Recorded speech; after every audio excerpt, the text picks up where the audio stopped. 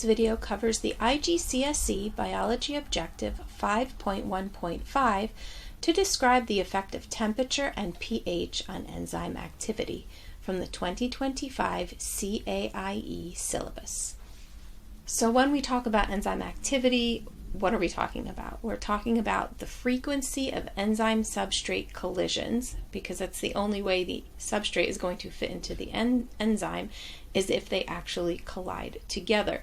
So the frequency, the number of times this actually happens, is enzyme activity, and that will then result in the capacity for the enzyme and the substrate to interact and the product to be formed. So what are the factors that will affect enzyme activity? So there are three factors that will affect enzyme activity. One of those is temperature, another one is pH, and the third one, which we're really not going to talk about, is substrate concentration. So how much substrate is there will affect how frequent the enzyme substrate collisions will be. So if we have a large amount of the substrate, then there will be more collisions and more interactions will occur than if the substrate is used up and now there's only a few bits of substrate left in the solution, or whatever the case is. Then the interactions and the collisions will be much more reduced. So let's talk mostly in this video about temperature and pH. But before we get to that, let's talk about what is optimum. Optimum is a word that is used for both temperature and pH. And optimum is when the maximum rate of reaction is achieved by an enzyme. This is typically depicted in the highest point of a curve on a line graph, just pointed out here by the arrow. So maximum rate, meaning it's the fastest, it's doing the most at that given temperature or given pH. So what's happening in these other two areas?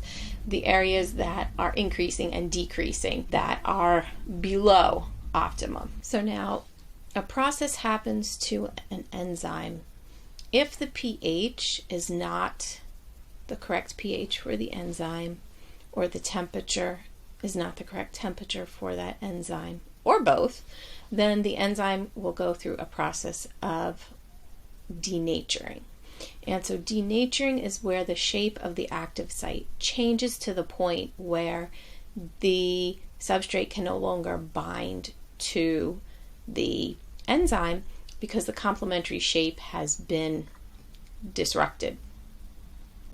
So we can see the enzyme on the left is able to bind to the particular substrate at 3 points. The shapes are complementary. If the process of denaturation has taken place, either the enzyme has come into contact with an acid or an alkali substance that changes the pH of the solution that it's in, or the enzyme is heated up to a certain temperature, or the temperature becomes too low, denaturation can take place, and we see what happens in the picture on the right, where the 3 points of contact for the active site have completely changed to the point that that particular substrate no longer can bind to that enzyme. So it's very important that an enzyme is in its specific pH and in the specific temperature that it should be in, so that the enzyme action remains at optimum.